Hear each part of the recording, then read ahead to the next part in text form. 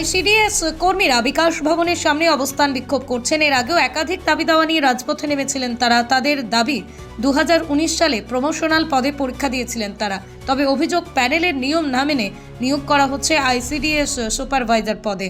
তাদের গুরুতর অভিযোগ, কোর্টের রায়ও অমান্য করেছে তাদের ডিপার্টমেন্ট। তাদের দাবি দেওয়া পূর্ণ না হলে আগামী দিনে বৃহত্তর আন্দোলনের হুঁশিয়ারি।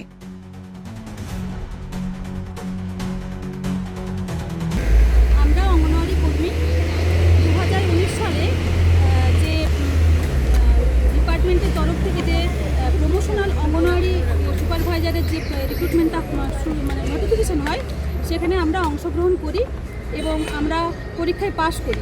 কিন্তু ওখানে সেন্ট্রাল গভর্নমেন্টের গাইডলাইন অনুযায়ী আমাদের জন্য 50% বরাদ্দ ছিল, কিন্তু মোট 3454 ভ্যাকেন্সির মাত্র 422 আমাদের দেওয়া হয়। আমরা আদালতের দ্বারস্থ হই।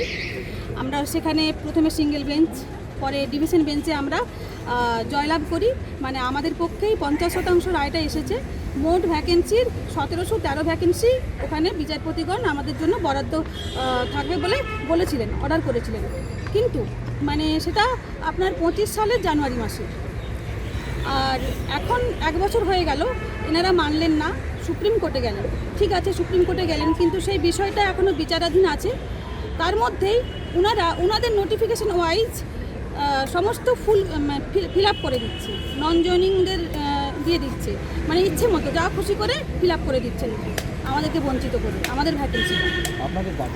আমাদের দাবি হচ্ছে আমরা যারা 1152 পাস করেছি, যেহেতু ডিভিশন বেঞ্চের রায়টা এখনও বহাল আছে এবং সুপ্রিম কোর্টের এখনও কোনো অর্ডার হয়নি, আমাদেরটা দিয়ে দিক।